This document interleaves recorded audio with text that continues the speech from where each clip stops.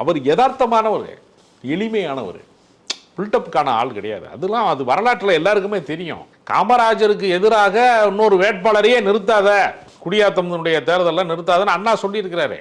காமராஜர் தேர்தல் அரசியலில் தோற்ற போது, விருதுநகரில் தோற்ற போது அண்ணா வருத்தப்பட்டார். ஆனால் காமராஜர் அதை எப்படி எடுத்துக்கிட்டார் தெரியுமா? அதுதான் ரொம்ப முக்கியமானது.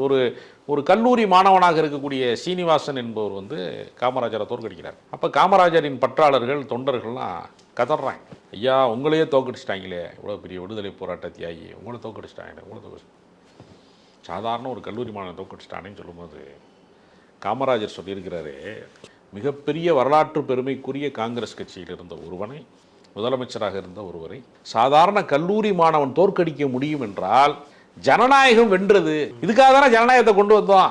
யாராலையும் வீழ்த்த முடியாத அதிகாரம் மிக்கவர்களாக இருக்கிறவர்கள், மன்னர்களாக இருக்கிறவர்கள், சர்வாதிகாரம் இருக்கிறவங்களை வீழ்த்த முடியாதுல்ல.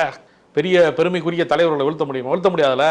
வீழ்த்துவதற்கான ஒரு இடத்திற்காகத்தான் ஜனநாயகம் கண்டுபிடிக்கப்பட்டது. அதனால காமராஜர் தோற்றார் என்று சொல்லாதீர்கள், ஜனநாயகம் வென்றதுன்னு சொல்லுங்க. நான்